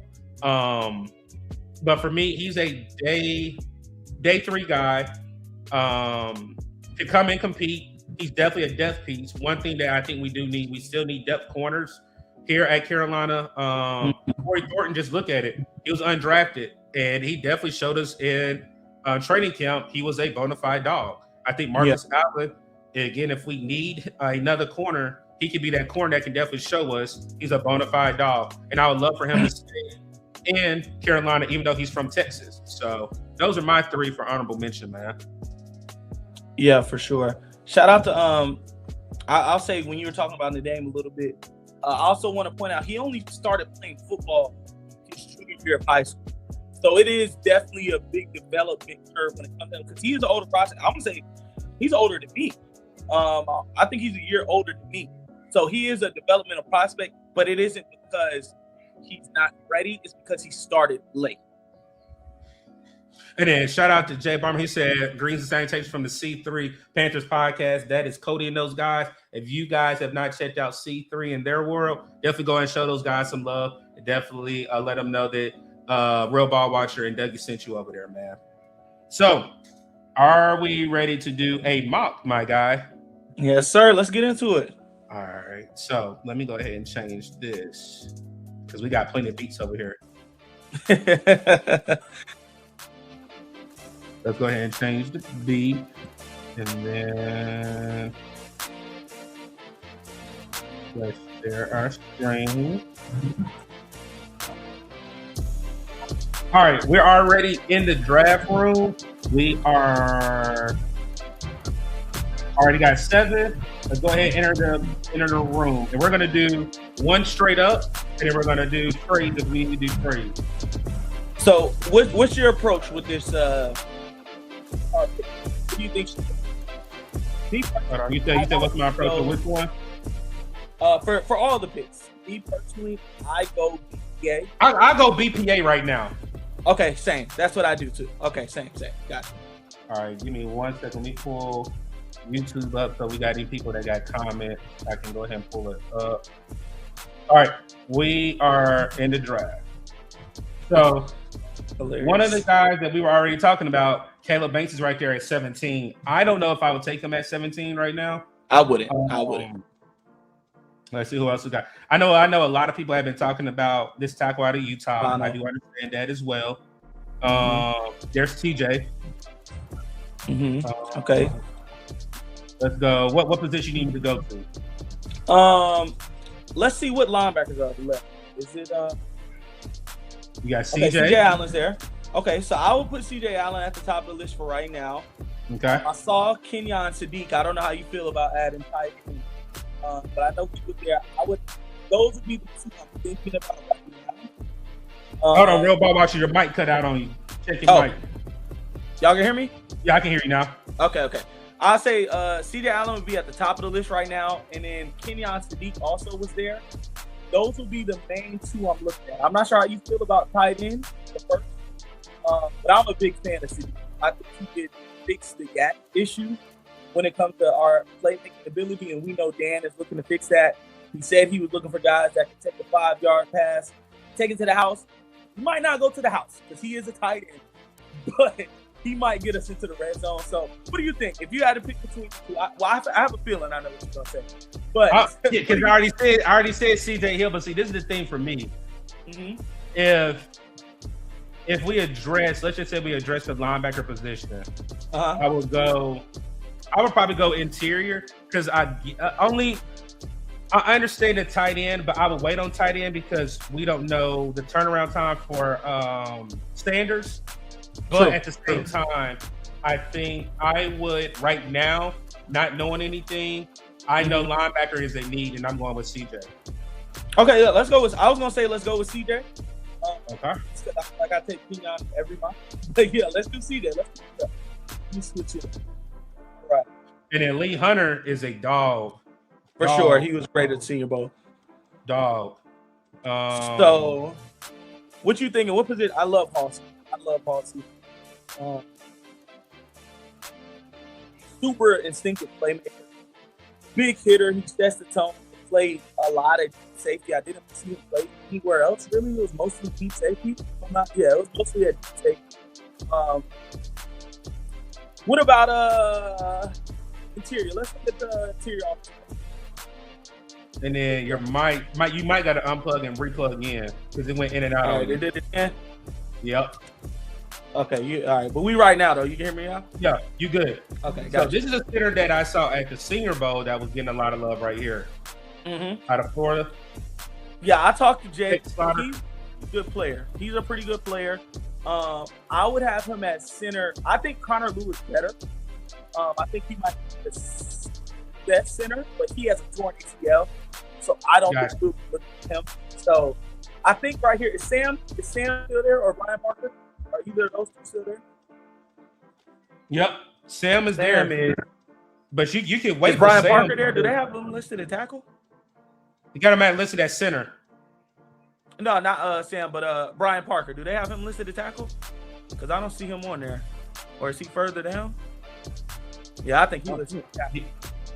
Yeah, let me see. They might got him at tackle. Mm-hmm. Yep, they got him at tackle. But it looks like we can wait on those two. Yeah, you can. Do you want to go with that defensive interior with Hunter, or you want to go with safety? Man, that's a hard one. What you think? I might defer to you. Let me see. It's a lot of safety. A lot of safety. Wait on. I like Bud Clark a lot. Interior D lineman, he can come in and compete right away. For sure. I think that should probably be the move. Okay. And then we'll go with either Sam or Parker if they're not gone. Yeah, for sure. Here, definitely. So there's Parker. And then Sam. It just depends on which one you want. Yeah, that's all I was gonna say. I'm gonna go with my guy, but I know you're gonna go with your guy. So I'm like, no, we got CJ. I chose CJ Hill first, so we'll go with Sam. Okay, then let's go Sam. I think he'll start at center immediately for us. He'll fit well with the run scheme that we got. Got you. So let's go Sam. So to recap picks, we got CJ Allen, Lee Hunter, and Sam Hatch, and I like that already. For sure. I think this is where you can get sexy. I think we kind of hit our vegetables, the linebackers, the interior guys. That's where I was going at. Yeah, I think now we can start getting sexy. taking some guys that might not necessarily be needs at the top of your board, but you can maybe, take them to be improved somewhere else. What you thinking right here? What position? Aiden Fisher, he was supposed to be there at the Shrine Bowl, so I wasn't really able to see him. Mm-hmm. This person right here, I'd rather take your guy than Perkins. Than Perkins, yes. I'd rather take Cal Lewis than Perkins. So let's see. Let's look at safety. All right, let's see. Let's see who's at safety.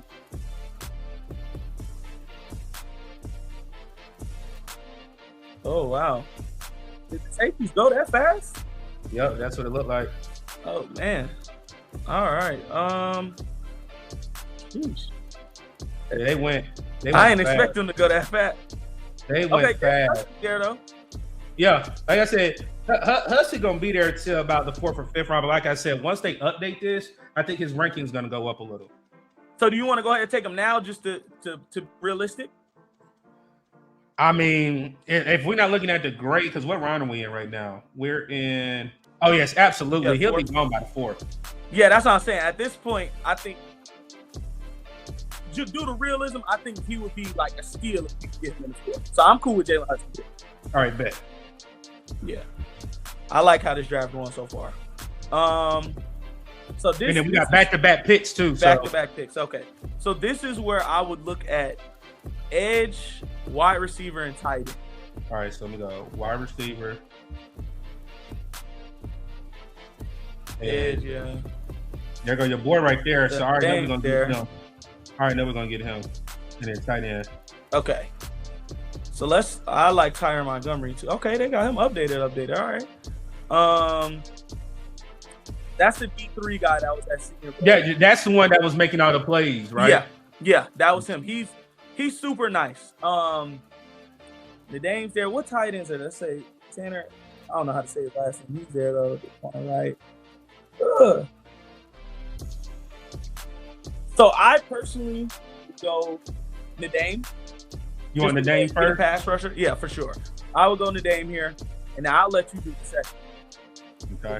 So you got linebacker, interior, center, safety, edge, and then we got 3 picks left. I want to say after this. Yep, we got 3. Mm-hmm. So running back. Okay. Corner.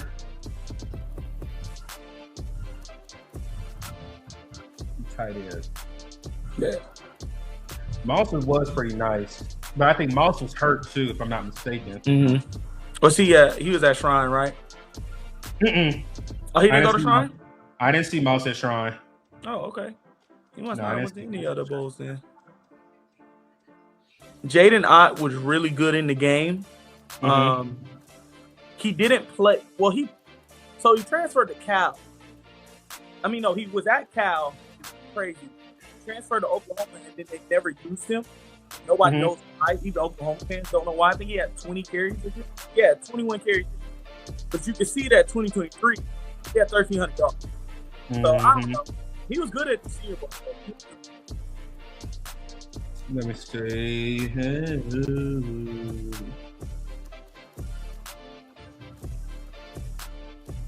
We already got our offensive lineman. Yeah. I would say this. If everybody's so gun-ho about us getting another wide receiver, I would go with the guy, Taron Montgomery, that you guys just said that was a splash out there at the Shrine. I mean, at the Senior. So I'll go with him right there. Yeah, I like that. I don't think he'll be your wide receiver 1 or anything. We already got that. I don't even think he'll be your 2. I think you got that solidified too. But if you need that 3rd wide receiver to just make plays, I think he could be that guy for sure. So now we got 2 remaining picks, 199 and 235. All right, so we took wide receiver, edge, safety, linebacker, D-line, center. So this is where I did know we need a quarterback, but I don't know what quarterbacks are out there. Luke. I did not like any of the quarterbacks except for Cole Payton. Cole Payton, he was hooping at the season. I'm not gonna lie. Whether it was in the game or in practices. Like they had a 2-minute session last practice where basically they put 2 minutes on the clock, basically did it like a real scrimmage, starting defense versus starting O. He was the only person to get the ball. First off, he was the only person to get a first down. And he was the only person to get in the red zone for that 2-minute drill. So I like him a lot. Go back to quarterback here. Also tackle. I think this is where you can start looking at maybe a guy to compete with not Mullen. What's the other guy we got? Yash. But no, Yash is a free agent. Mm-hmm. I think they'll bring him back. I think they'll bring him back because of the Icky injury, and it shouldn't be that expensive. So the only person I've seen so far at tackle is Crownover. The I'd say it right there. Right here. But I think this might be a little early for him.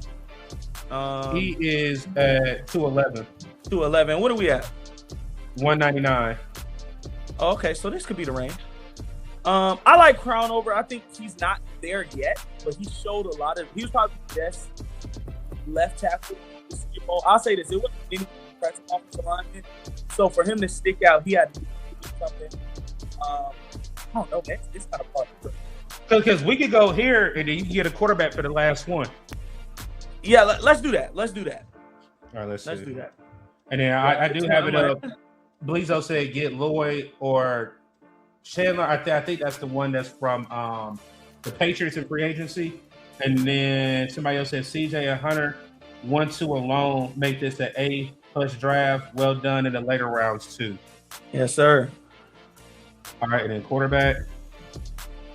I'll let you pick. Oh, he's gone. He's gone. Dang, that quick. All right. Yep. Any other quarterbacks you like?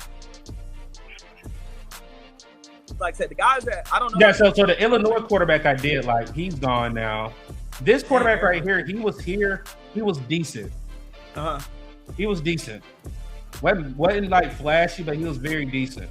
Okay. I never watched the other. Now this is a guy right here. Oh. I know his numbers don't look good, but he had an arm on him. Is Drones in the draft? Yes. I never seen him declare. Yep. Oh, well, he was at the combo. Oh, okay. I wouldn't be mad at taking Drones as a developmental guy. Yeah. I didn't even know he was in the draft. Like I said, I know this one, but it's just I wouldn't be mad at him either. It's just a figure for me. He has an electric arm. He has a very electric arm. He would be your Joe Milton type of draft pick. Yeah. All right, here we go. Man, I like that. So let's see what they say. We should have got wide receiver. Figured. So I said PFF is so biased, but like I said on the back end, you still get a B+ and then an A.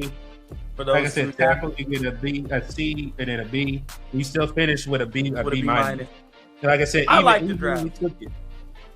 I think personally, if you're looking at this, you get 3 starters, maybe 4 if the Hunter can take somebody's spot.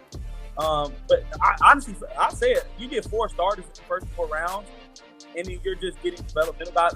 I think if you leave the draft with 4 starters, with 4 impact players, or 3 impact players, really, you had a good draft. So getting 4, I think that's good. Yeah. All right, let's go ahead and do one more, and then we are out of here, man. Do that.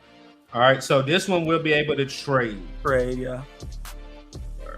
All right.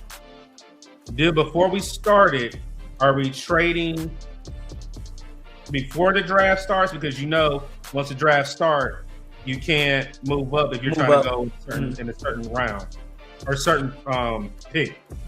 So for me personally, like I said, I would trade back for up. But if you have somebody to move up for, I'm down to do that. All right, no, we'll move back. Like I said, this is 1.0, so this is just going off tidbits that we heard. So let's go ahead and start it, and let's see what we get offered. So we only got 1 trade back. Do you want to force a trade back? Okay, what's the offer we got? So the Seahawks are trying to move up, so we can get 32. They have 32, 64, 96, and 212. Okay. I'm not 32 is kind of far, but I'm not mad depending when we get back. I say, we can trade with anybody. Okay, so You got the Cowboys at 20. I'll say a team that has a lot of draft capital is the Browns. Because the Browns have the 24, 39, 70, 107, 139. I'm down to trade with the Browns. If we can get 24. Okay. And what do you think? What's for sure 170. I do 24, 70. Let me see. For the 19, okay. Give them 83. And then get another 100 pick. Yeah, that's how down to be good. Yeah. 139 for. Yeah, he did that one before. It's good. 199. Yeah, I like that. Let's see. Do they take it? Okay, they accept it. Okay, cool. Bet. All right, here we go. So we moved up in 2 spots just to move back a little bit. I like that. All right. So Parker, Casey, you guys there again? Yeah. There you go. I'm gonna let you get first time, and then I'll go second. So let's look at edge. I see a guy I already like there.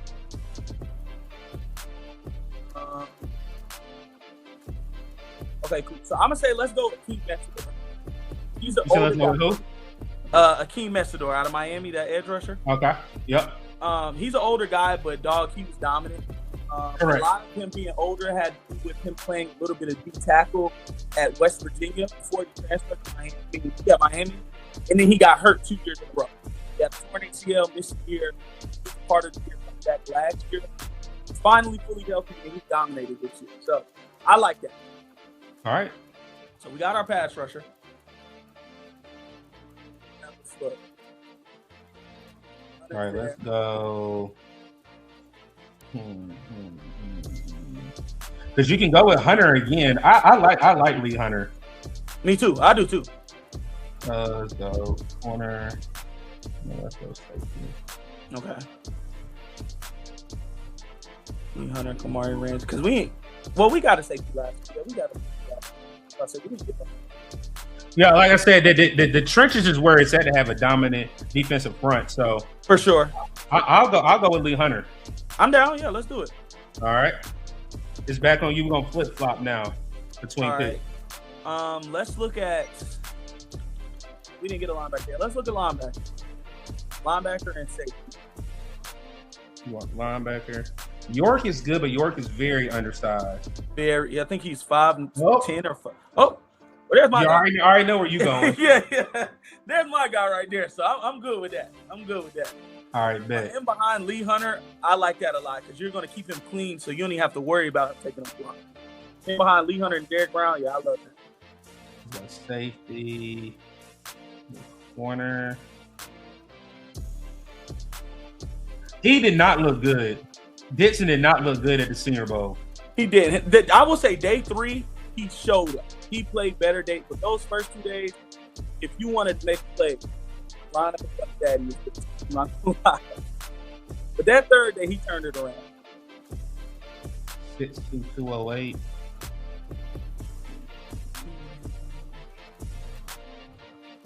I like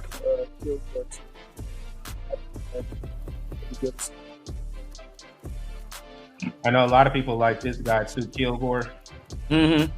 He's your like quintessential run stopping tool that can also play a little bit of coverage. What is that? That's available to see. Oh, Raritan. I haven't watched a whole bunch of Eli Raritan, so I don't have too many comments. But I'm not mad at adding tight end. I said it's just doing it differently because we took a tight end later, so I'll go tight end right here. Okay, bet. All right, it's back on you. So we got edge, D-line, linebacker, tight end. Let's look at safety and wide receiver. Or actually, let's look at interior offensive line. We have a interior. We didn't get one. Yeah, I just thought about that. Okay. That's where I. Yeah, we're gonna need that. Pat is not bad either. I was gonna say he was pretty good. He was definitely pretty good for Indiana. Who else is on there? If I had a choice right now, I would say Pat. I do like Parker Brelford, but I would probably go with Pat also. So I'll go with Pat first. Okay. We already got a linebacker, so Yeah. Did we get a safety yet? No, we have not. We have not got a safety.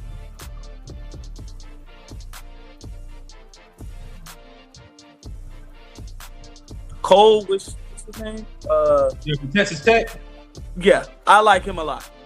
I didn't watch him fully, but I've watched like 4 or 5 players from Texas Tech, so I see him secondhand smoke down there. But I like what I see from him a lot.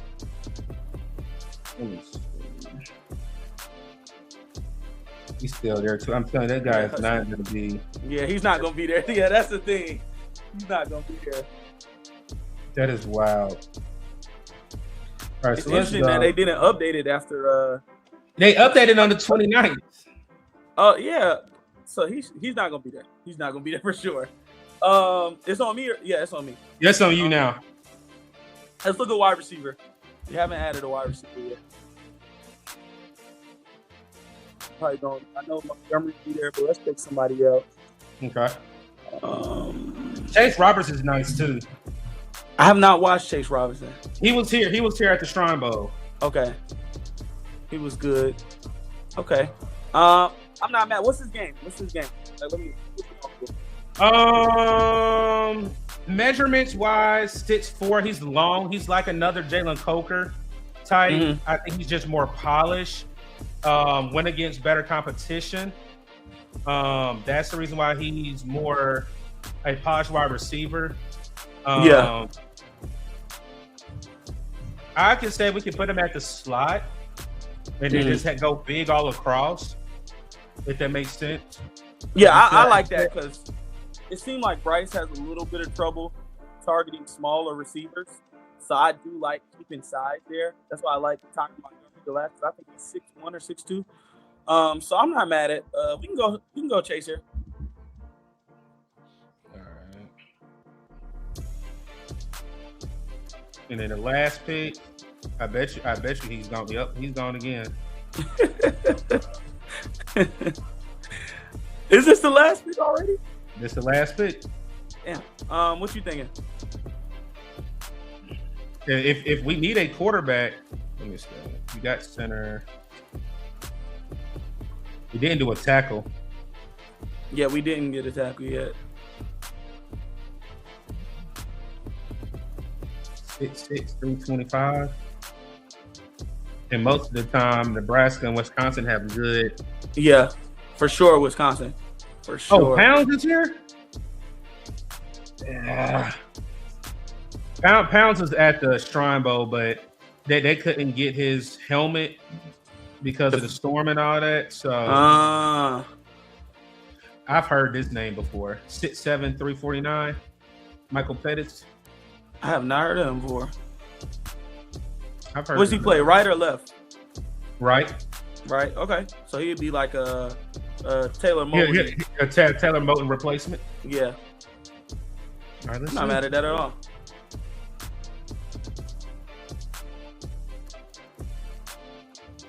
I see. So we got a B+. I'll take that. Okay, for sure. Another A there. Like I C. said, we went with our guy before he got taken. I already knew they were going to do that. B, C. Husky. Did they give Husky an F on the last one? Yep, because we took him in a fourth. Yeah, that ain't right. He's going before there for sure. But we still got to be minus. You still got to be minus, man. So, like, honestly, like I said, it's PFF, man. It is PFF. Let me see. And I'll say for PFF, Trevor Sikkema is kind of in charge of the big board for that. So it's not like it's a consensus. It's based off kind of one guy's big board. So that's why there's a little bit of discrepancy in where guys go. But I like both of those drafts. I'm not gonna lie. Yeah, like I said, this is just 1.0. 1.0. We'll have more coming, man. We definitely appreciate the Real Ball Watcher pulling up on us, man. Again, we're almost 2 hours in, man. I did not think it was going to be 2 hours.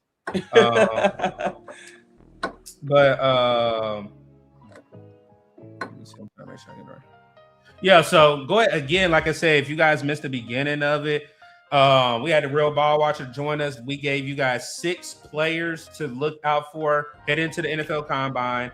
I think we also gave you 6 honorable mentions, and we did 2 mock drafts. 1 stay still, 1 draft up. Move back and trade back. So, man, go ahead and tell the people where they can find you at, man.